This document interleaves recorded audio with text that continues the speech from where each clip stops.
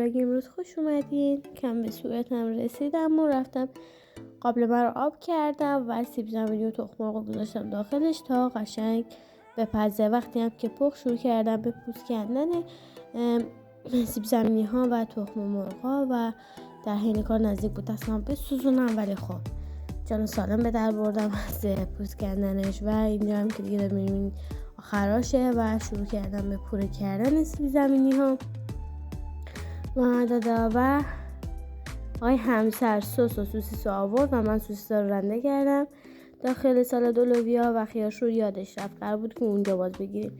دیگه راه افتادیم به سمت جایی که میخواستیم بریم و دیگه در این راه بودیم. دیگه داریم میبینیم داریم میریم و رسیدیم یه برکه خیلی خیلی خیلی خوشگل. اونجا که نشستیم رسیدیم یه برکه خیلی خوشگل و یادم رفت از اونجایی که هستیم ویدیو بگیرم، ولی خب دیگه شما ببخشید.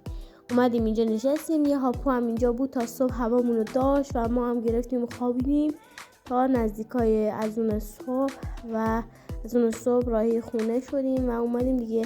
از بس تو خواب بودم یادم رفت. ممنون میشم لایک، سابسکرایب و زنگوله رو بزنین که ویدیوهای بعدی منم ببینید.